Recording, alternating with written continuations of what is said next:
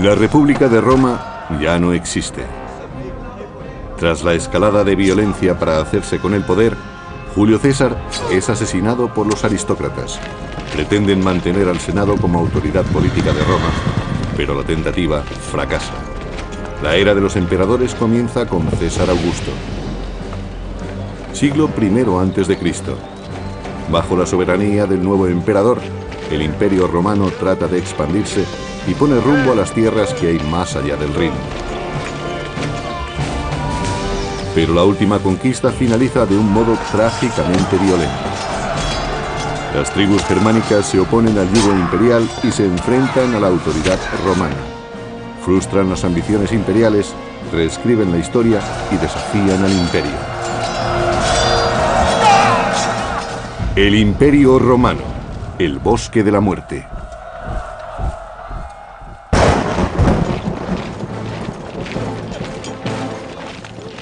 Galia, siglo I a.C. Roma pretende dominar el mundo. Alentados por un crecimiento sin precedentes, los líderes del imperio creen que los pueblos conquistados no se opondrán a su visión civilizadora. El emperador Augusto consolida su poder tras el asesinato de su tío abuelo, Julio César. Roma se alza y extiende por todo el mundo conocido. Augusto fue un pariente de Julio César que se convirtió en el primer emperador romano. Él salvó la República. Sus métodos hubieran sido impensables para Julio César. Fue el principio del apogeo de Roma. Sus fronteras se expandían rápidamente gracias a las sucesivas victorias militares. Y en Roma se empezaba a creer que el imperio era invencible. Augusto ha triunfado en su tarea: poner los valores democráticos de la antigua república al servicio del poder y el liderazgo del emperador. Augusto salvó la República convirtiéndose en su único dirigente. Y al mismo tiempo convencía al pueblo de que la República seguía siendo lo que siempre había sido: una cooperación entre las personas de los estratos más altos y más bajos de la escala social.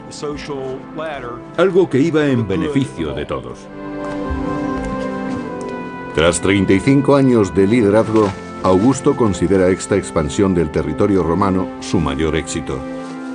Para él, es algo que va más allá de la simple conquista militar.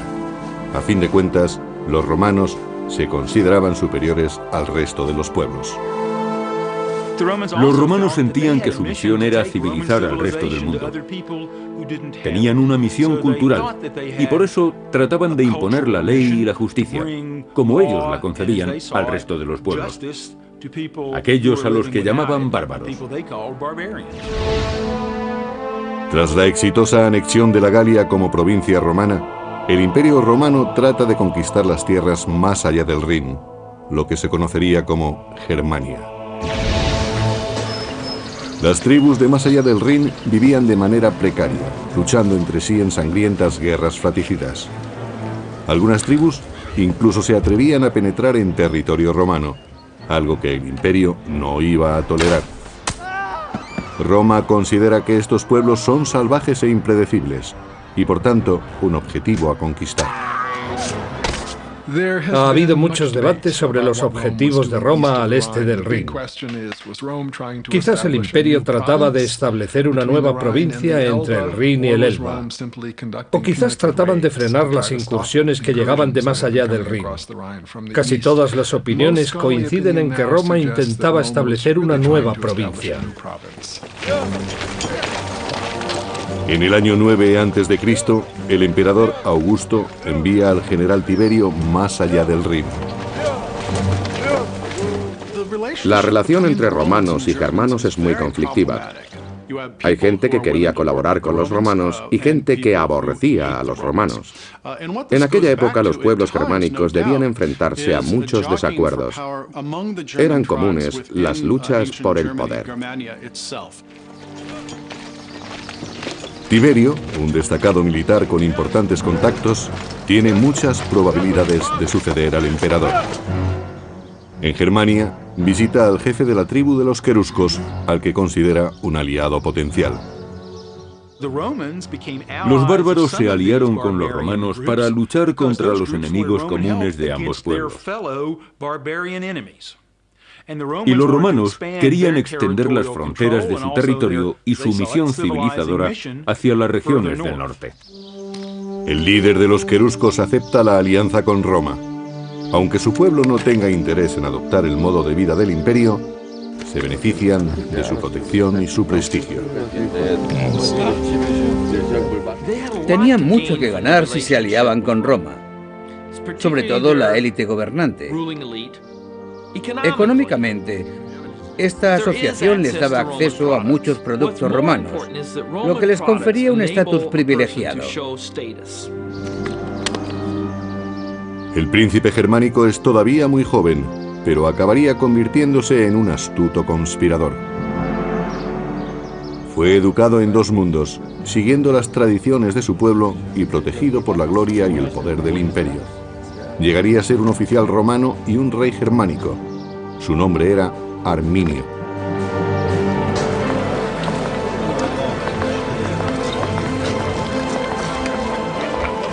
Gracias al poder militar del emperador Augusto, el imperio ha mantenido una relación pacífica con las tribus de la zona del Rin durante más de una década. Augusto era un dictador militar que tuvo que luchar sin descanso y logró levantar un imperio que gozó de una envidiable estabilidad durante 2 siglos. Arminio, el joven príncipe germano, acaba de cumplir 20 años y es comandante auxiliar al servicio del imperio. Las tropas auxiliares son un apoyo imprescindible para las 28 legiones oficiales del ejército romano. Augusto debía asegurarse de que se comprendiesen sus objetivos.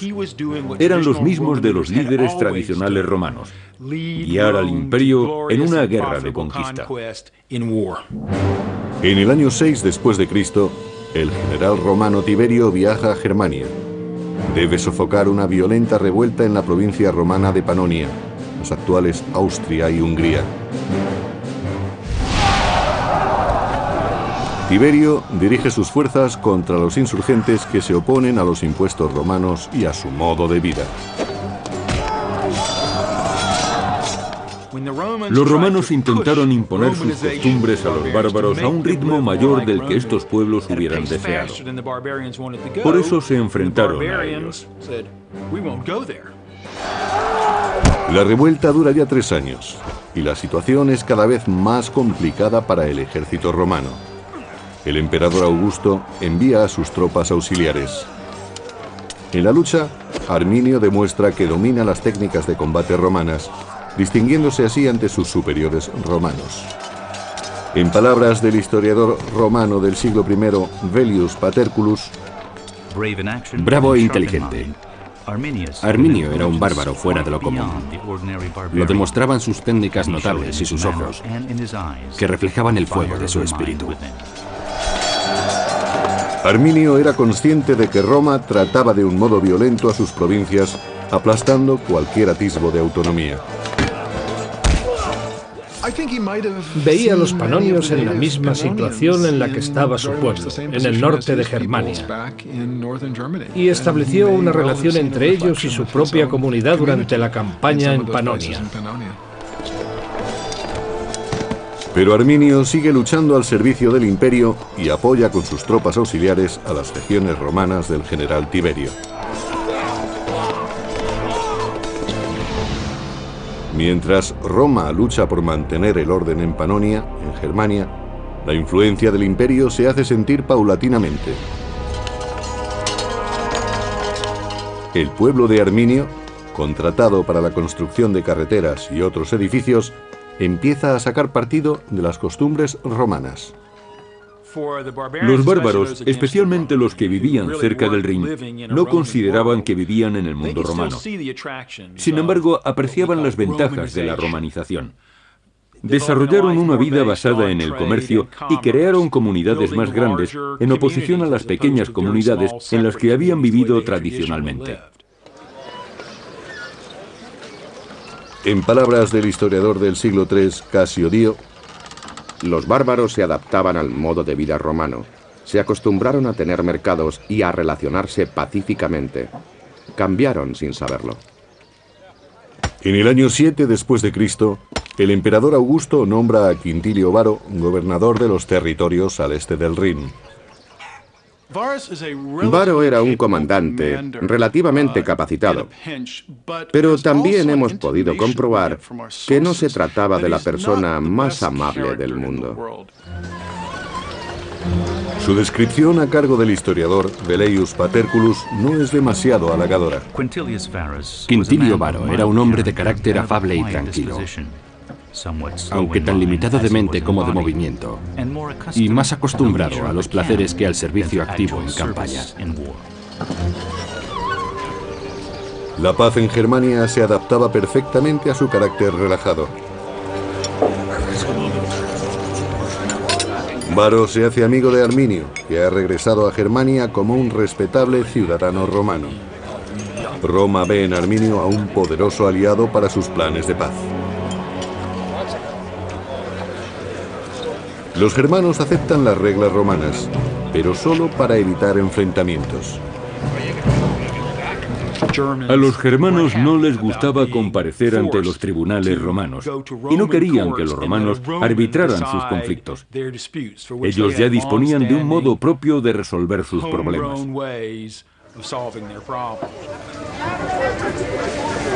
El resentimiento empieza a ser evidente, aunque la situación es pacífica, según Velleius. Los germanos son una raza de embusteros impenitentes. Interponen denuncias ficticias, se provocan unos a otros en peleas y las resuelven según las leyes romanas sin recurrir a las armas. Así muestran que se sienten agradecidos por la justicia romana y que su naturaleza bárbara se está extinguiendo. Varo tenía experiencia como gobernador en pueblos acostumbrados a ser gobernados.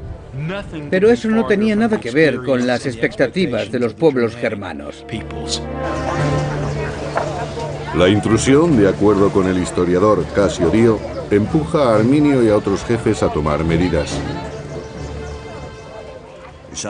En lugar de tratarlos como a esclavos de Roma, Varo les exigía impuestos como a las naciones sometidas.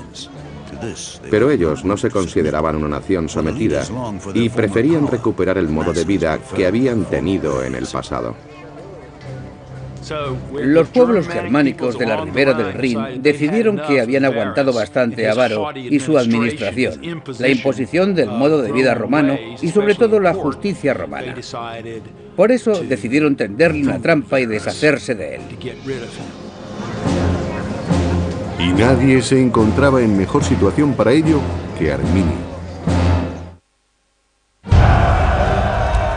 Durante 3 largos años, el general Tiberio había luchado para sofocar las revueltas en la provincia de Panonia.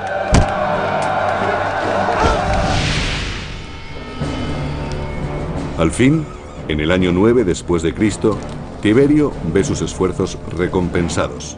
Los insurgentes han sido derrotados. La victoria está cerca. Pero mientras que el orden ha sido restablecido en Panonia, la situación en Germania es tensa, aunque los romanos todavía no son conscientes de ello. El general romano Varo, gobernador de esta pacífica provincia, ha impuesto la doctrina romana y ha presionado demasiado al pueblo germano.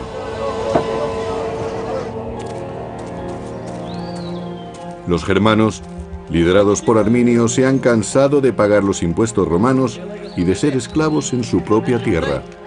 Por eso rechazan el servilismo a Roma y se levantan en armas contra el ejército más poderoso del mundo. No todos los caudillos germanos están de acuerdo con el levantamiento. Uno de ellos, un hombre llamado Sellestes, considera que el riesgo es demasiado grande, pero Arminio convence al resto.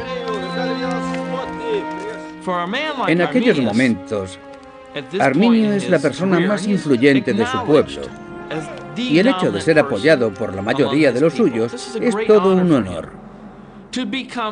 Ya no quiere que lo vean como un eslabón de una estructura más poderosa. Ya no se siente como si formase parte de Roma. Arminio ha luchado en el bando romano y sabe que el poder de Roma reside en su fuerza, no en su sigilo. Tuvo la oportunidad de aprender las tácticas romanas y el modo en que operaba su ejército. Conocía todas las ventajas y también sus puntos débiles. Arminio conoce las técnicas del Imperio Romano. Sabe que los romanos subestiman a los germanos y decide seguir manteniendo una relación cordial con el general Varo. Según Velleius Paterculus, Arminio se sirvió de la negligencia del general Varo para traicionarlo. Sabía que no hay hombre más fácil de vencer que el que no teme nada. Normalmente el origen del desastre es la sensación de seguridad. Parte del problema era la confianza de Roma en sí misma y en que podía derrotar a cualquiera. No esperaban que nadie en las regiones del norte contase con una defensa eficaz contra su ejército. Si los germanos quieren atacar, deben hacerlo pronto. Sus enemigos han sido diezmados en otras batallas y no albergan ninguna sospecha. Los germanos montan su trampa en el espeso bosque de Teutoburgo, en el noroeste de la actual Alemania. Seguramente Arminio necesitó varias semanas y varios cientos de hombres para llevar a cabo su plan.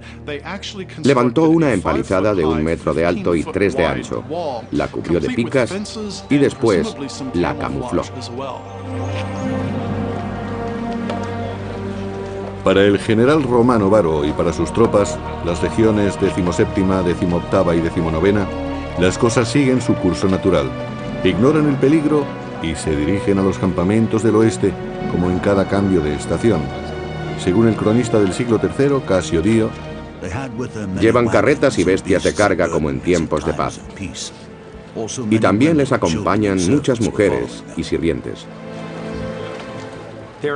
Transportaban su armadura y su equipo en carretas tiradas por animales, porque nadie es capaz de cargar 30 kilos de armadura y 20 de equipo cada día. Se dedicaban a conversar con sus mujeres, a encontrar a alguien que sacara brillo a sus armaduras o a planear la noche con unas prostitutas. Y lo último en lo que pensaban en aquellos momentos era en prepararse para la batalla. Durante los preparativos, Varo recibe una visita. Es su viejo amigo Arminio, que está ahora al servicio de Roma. Viene a informarle de un conflicto tribal en el oeste. Arminio le pide ayuda para restaurar el orden.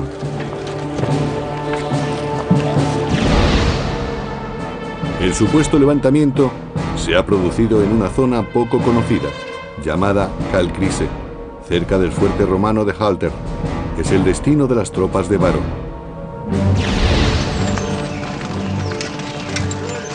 Varo moviliza a todo el campamento.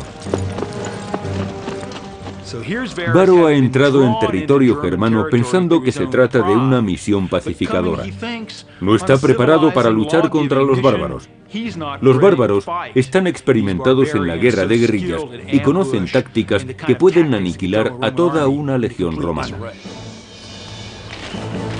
La larga columna de soldados, civiles y carromatos serpentea por los bosques germanos. Varo no espera que haya problemas, pero está en suelo desconocido. Por eso se muestra prudente y dirige su comitiva con cautela. En algunas excavaciones arqueológicas se han encontrado cencerros que se rellenaban por dentro. Así conseguían silenciarlos. Con los cencerros silenciados, la columna prosigue su marcha. Las tropas van en cabeza y nadie sospecha que avanzan directos hacia una trampa. El caudillo germano Seyestes sigue sin confiar en el plan y trata de prevenir a Varo de la traición de Arminio, pero solo consigue ser apartado. En palabras del historiador Velleius Paterculus, Segestes pidió que detuvieran a los conspiradores, pero la fatalidad se había apoderado de Varo y había nublado su espíritu. Algunos bárbaros desconfiaron de Arminio y trataron de aconsejar a Varo. Pero el general se consideraba capaz de juzgar a la gente. Creía saber quién era su amigo y quién no.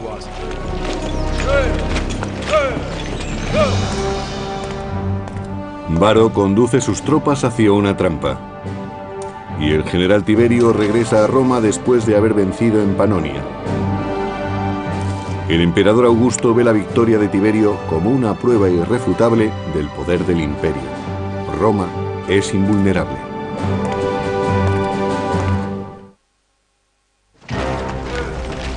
El gobernador Varo se dirige a sus cuarteles en el oeste, pero se desvía para sofocar el levantamiento del que le ha informado su amigo Arminio. En realidad, Varo se acerca cada vez más a la trampa. Está en las profundidades del bosque de Teutoburgo, en una zona conocida como Calcrise. Los soldados se desplazaban sobre bancos de arena y estaban rodeados por la espesura del bosque. Se trataba de una zona de paso muy complicada, por lo que la columna romana tuvo que estrecharse. Los legionarios romanos marchaban en filas de 6 u 8, y en esta zona formarían filas de 4 o de 2. Además, los soldados se veían entorpecidos por la presencia de sus familias y de las bestias de carga que los acompañaban. Cada vez les costaba más avanzar. Los caminos estaban encharcados o cubiertos de barro y lodo, y además estaban cerca de las rías, por lo que encontraban muchos barrancos a su paso. Era muy peligroso. Esa era la ruta por la que se desplazaban los soldados de Varo. La peor ruta que podría haber escogido. A un lado estaba el pantano, al otro las colinas. Para los romanos era muy complicado cargar con sus armaduras por ese camino. Les resultaba demasiado pesada. Los germanos habían conducido a los romanos a la trampa perfecta. Era difícil avanzar e imposible retroceder. Arminio sabía que Varo estaba en sus manos. El general romano no tenía posibilidad de escapar. Arminio solo tenía que decidir cuándo y dónde atacarlo. Y no perdió el tiempo. Fue un ataque inesperado. El cronista del siglo III, Casio Dio, describe el momento de la emboscada. Los germanos se lanzaron sobre Varo en medio de aquel bosque impenetrable. Se mostraron como lo que eran, enemigos y no súbditos, y sembraron el caos. La trampa se había cerrado. Los romanos estaban atrapados y rodeados de bárbaros. Era una situación terrible. Los romanos que llevaban armadura podían considerarse afortunados. No tenían espacio para desplegarse e iban a ser diezmados muy rápidamente. La columna de militares romanos y de civiles medía 1,5 kilómetros de largo. Varo, situado en la mitad, no era consciente del desastre de la vanguardia. Solo sabía que la marcha se había detenido súbitamente.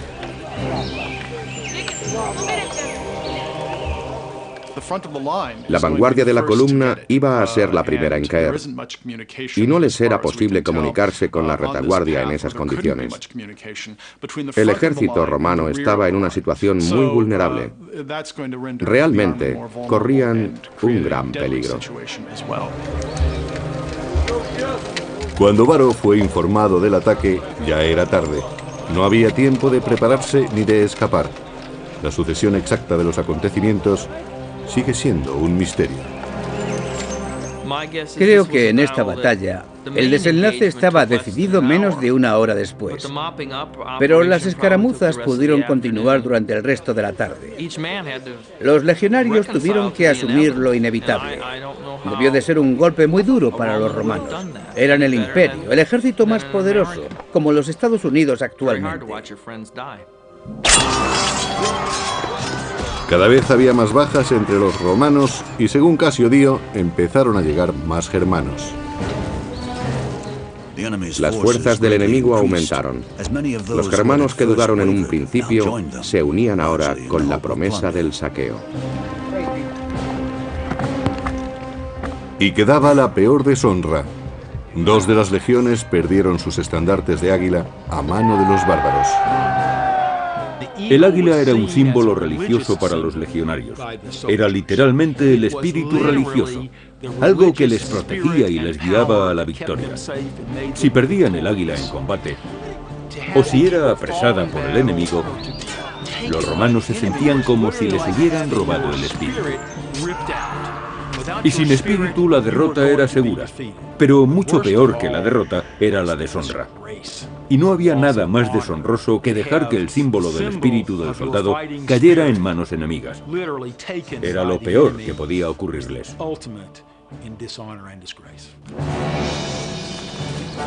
Los romanos pierden la batalla y los estandartes. Como general, Varo sabe lo que le resta por hacer. Varo había sido engañado por los bárbaros. Sabía que era el único responsable. Había dirigido a un ejército y no había sido precavido. Roma iba a culparle de aquella derrota. El propio Varo no podría nunca perdonarse a sí mismo. Su única salida era el suicidio, incluso si era un suicidio poco honorable. Los germanos, a las órdenes de Arminio, han recuperado su tierra y han derrotado al ejército más poderoso del mundo. Según su tradición, ahora debían martirizar a los prisioneros. El escritor del siglo II, Florus, lo describe.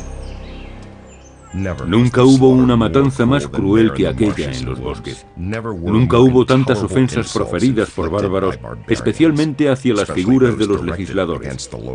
A algunos hombres les sacaron los ojos, a otros les cortaron las manos. A uno le cosieron la boca después de cortarle la lengua.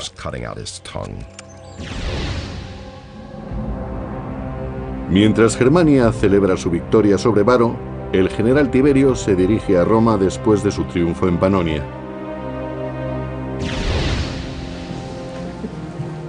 En Roma, el emperador Augusto ultima los preparativos para celebrar el regreso de Tiberio, pero pronto la alegría de los romanos se verá ensombrecida. La noticia de que habían perdido 3 legiones llegó a Roma. Augusto estaba completamente horrorizado. Según cuenta la historia, el emperador gritó varias veces: «Varo, Varo, devuélveme mis legiones». Supuso un revés tremendo. Roma había encadenado una serie de triunfos militares y Augusto creía que los pueblos del norte serían fácilmente derrotados. Pero de pronto 3 legiones enteras habían sido destruidas en una sola batalla. Eran aproximadamente 20.000 hombres. Fue un desastre sin precedentes.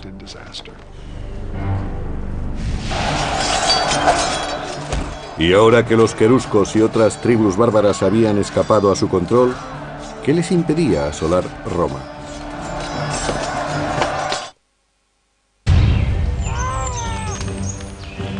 Año 9 después de Cristo. Las legiones romanas están siendo diezmadas en el norte. Cuando el general Tiberio regresa a Roma, encuentra al emperador Augusto destrozado por las noticias de la terrible pérdida.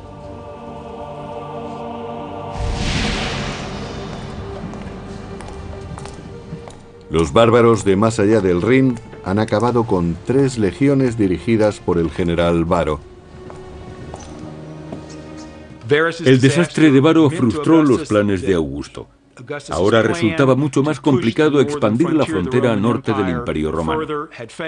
Ahora siempre tendrían que enfrentarse con feroces pueblos en sus fronteras. En cualquier momento, las tribus podrían adentrarse en su territorio para atacar. Ha sido un golpe muy duro para Roma y no puede quedar impune. Arminio había asestado un duro golpe a la moral del imperio y, por tanto, el orgullo y el honor de Roma debían ser vengados. Habían perdido cerca de 20.000 hombres de una fuerza de legionarios compuesta de 150.000. Sería como si el ejército de Estados Unidos perdiese a 60.000 de sus 600.000 hombres. Si perdiesen al 10% de sus efectivos, saldría en la portada de todos los periódicos. Para restaurar el prestigio de Roma, el general Tiberio moviliza a sus tropas. Tiberio se desplaza con 8 legiones y tropas auxiliares para reforzar la frontera del Rin y la Galia. Roma parece a salvo por el momento. Los germanos siguen en la frontera, pero los romanos han aprendido lo astutos que pueden ser sus enemigos y permanecen vigilantes incluso en su territorio. Hay guardias apostados en todas las esquinas de Roma. Fue muy duro para Roma, como ciudad y como sociedad, comprobar que aquellos pueblos del norte eran capaces de asestar un golpe así a su ejército. César, Tácito y muchos otros dirigentes los habían considerado militarmente inferiores.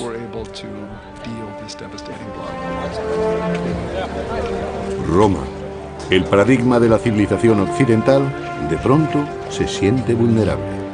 Todo ciudadano o visitante extranjero se convierte en sospechoso, en enemigo potencial. Augusto, temeroso de un levantamiento por parte de los germanos, los expulsa. Mientras Roma entera se estremece de miedo, los germanos del otro lado del Rin se muestran eufóricos. Arminio celebra su victoria sobre Roma uniéndose en matrimonio a Tusnelda. Se trata de la hija del caudillo rival, Seyestes, que trató de prevenir a Varo de la traición de Arminio. En contra de los deseos de su padre, Tusnelda se deja raptar por Arminio. Las mujeres germanas eran increíblemente fuertes. Podían llegar a matar a sus hombres si se rendían en combate. Eran mujeres que se tenían en muy alta estima y querían unirse con el mejor hombre posible. Tusnelda vio en Arminio al mejor de todos los germanos y decidió que ella no merecía menos. Su victoria sobre las legiones romanas confiere a Arminio una enorme influencia sobre su pueblo. Ahora, como rey de los queruscos, crea una coalición de líderes tribales. Arminio pensó que su espectacular victoria le daría fama y que ocuparía un cargo que nunca había existido entre los germanos, el de rey.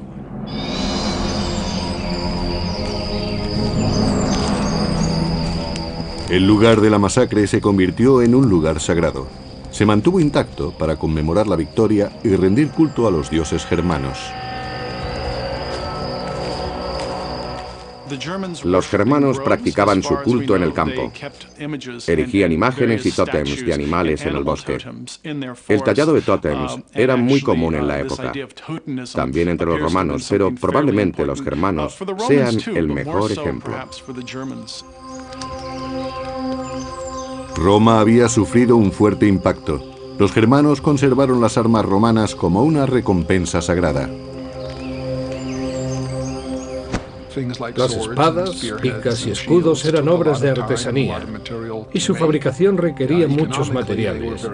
Económicamente eran muy valiosos, pero parece ser que en muchas circunstancias el valor ritual era más importante. Se han encontrado cientos de ellos con ornamentos que indican que pertenecieron a oficiales. Algunas de estas armas tienen detalles en oro y plata. Gracias a su astucia y a la violencia, los germanos han conseguido recuperar su territorio, al menos por ahora. Pero Roma no está dispuesta a rendirse. Los romanos se dieron cuenta de que tenían un grave problema en el Rin. Decidieron reagruparse, lo que significó reclutar más soldados y establecer nuevas alianzas con los bárbaros. Al cabo de un tiempo, Roma envió nuevas expediciones más allá del Rin. Su intención era pacificar el área, pero también pretendían recuperar su honor perdido en la batalla contra Arminio.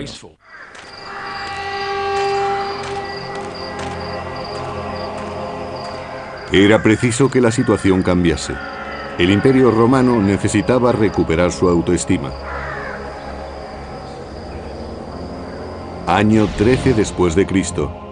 4 años después de la masacre, el emperador Augusto manda a Germánico, general de las tropas romanas, a luchar contra Arminio y los bárbaros queruscos.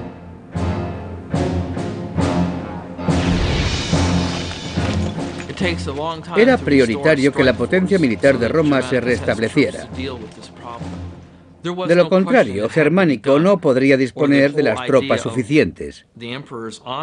No había discusión posible. El honor del emperador y probablemente su vida estaban en juego. Era un problema que había que solucionar enseguida.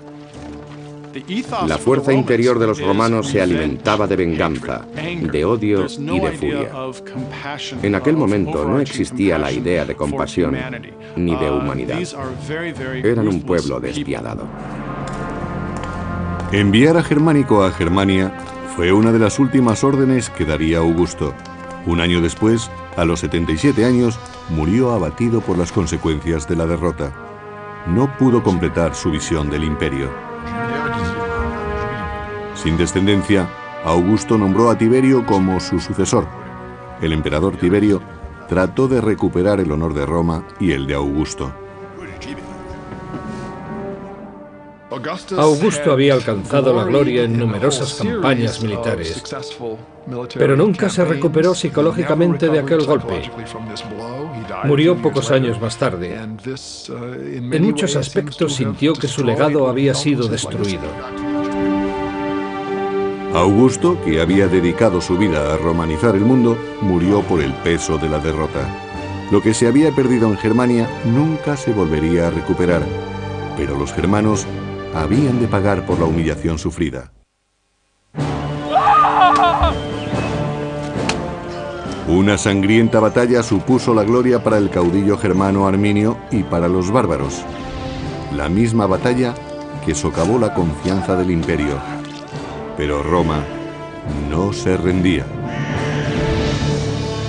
El general romano Germánico marcha hacia Germania. Su único objetivo es la venganza y decide atacar una tribu afín a Arminio. Como desafío, las tribus queman sus propias aldeas para privar a los romanos de cualquier cosa de valor. No había mucho que saquear en las ciudades de los bárbaros. Tenían asentamientos cada vez más grandes, pero podían desaparecer en cualquier momento y regresar más adelante. Mientras, el enemigo derrochaba dinero en una campaña que no aportaba ningún beneficio. La guerra se había convertido en algo deficitario económicamente. El historiador del siglo I, Tácito, pensaba de otro modo. Germánico ordenó a uno de sus generales atacar a la tribu de los bructeros, y en la vorágine de la matanza hallaron el águila de la 19ª legión que habían perdido con Varo. Las tropas marcharon después hacia la frontera, arrasándolo todo a su paso.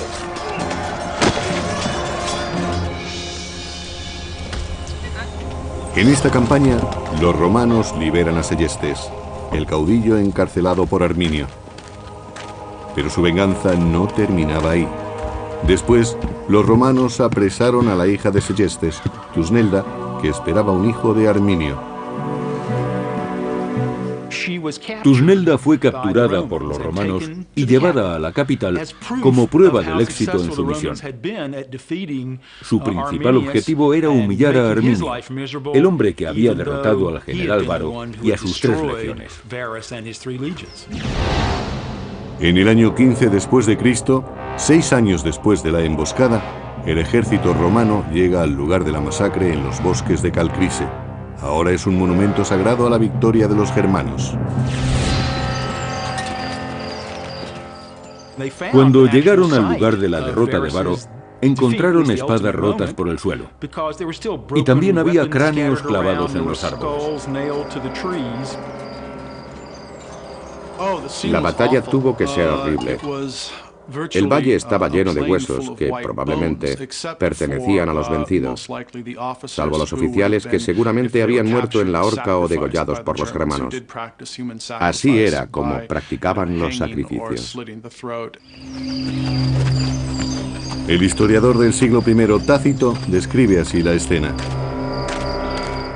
Había huesos por todas partes, diseminados en los lugares donde los hombres trataron de huir y amontonados donde resistieron. Y al lado descansaban armas rotas y huesos de caballos. Los cráneos humanos estaban clavados a los árboles. No muy lejos se alzaban los altares bárbaros donde fueron sacrificados los jefes. Sin duda fue sobrecogedor para Germánico y sus hombres. Se dieron cuenta de que podían ser los restos de sus familiares o de sus amigos. Eran sus compañeros de armas. Y los enterraron. El entierro y su ritual eran muy importantes. Aseguraban el descanso de los muertos, que ya no regresarían para atormentar a los vivos. El historiador Tácito dice: los romanos enterraron los restos de las 3 legiones. No sabían si estaban enterrando a amigos o a desconocidos, pero la ira que sentían hacia el enemigo era la misma. Todos sufrían y maldecían. Fue muy significativo para Roma demostrar que recordaba a sus veteranos. Nunca desistiría en su intento de recuperar el honor que le había sido arrebatado. Su desgracia se debía a la incompetencia y arrogancia de un general. Para los germanos, que ven el campo de batalla como un santuario, el entierro es una herejía. En cuanto los soldados enemigos se alejaban, exhumaban los restos y santificaban de nuevo el lugar. Arminio, que había derrotado a Roma 6 años antes, se siente amenazado por el retorno de los romanos. El giro de los acontecimientos le preocupa. Tácito describe su rabia. Arminio, colérico por naturaleza, enfureció cuando su mujer fue capturada. El destino de su hijo sería la esclavitud. El general se dejó llevar por la ira y declaró la guerra a Segestes y al imperio. Estalla la guerra. Las fuerzas de Arminio están familiarizadas con el entorno y una vez más sacan partido de su ventaja contra las tropas romanas. Las legiones romanas eran superiores cuando podían elegir un campo de batalla llano y extenso. En ese tipo de terreno tenían más espacio para maniobrar y podían avanzar en formaciones compactas. Y en aquel momento no se daba ninguno de esos factores. No era llano, no había sitio para maniobrar y no podían agrupar sus unidades. Pero Germánico logra tender una trampa al enemigo y lo atrae a campo abierto. Los romanos han ganado esta batalla, pero no la guerra. La dificultad del terreno, el coste de la campaña y la tenacidad de los bárbaros despojan a Roma de cualquier esperanza de victoria. Durante muchos años los romanos realizaron incursiones en el este del Rin e incluso intentaron capturar a Arminio, pero no tuvieron éxito. Ni Arminio ni Germánico vivirían para ver los resultados de sus esfuerzos. 3 años más tarde, en el 19 después de Cristo, ambos murieron de un modo muy poco heroico. Germánico sucumbió a la enfermedad. Algunos aseguran que fue envenenado por un rival político en las intrigas de Roma. Ese mismo año, Arminio fue asesinado por sus soldados que consideraban despóticas sus maneras. Arminio estaba muy entregado a una causa, la libertad de su pueblo y la suya propia. Quería ser rey de todas las tribus germánicas. Pero estas no querían un rey. Querían autonomía, y Arminio se la había dado. Y en el proceso había cambiado el concepto de Roma como imperio. Esta batalla frenó la expansión de Roma. Si no hubiera tenido lugar, no sabemos hasta dónde hubiese llegado el imperio por el este. Roma podría haber conquistado Alemania, Polonia y parte de Rusia. Nunca lo sabremos. Después de la batalla de Teutoburgo, Roma tuvo más en cuenta los riesgos de una expansión. El beneficio rara vez merecía la pena, pero las conquistas eran demasiado atractivas como para ser ignoradas.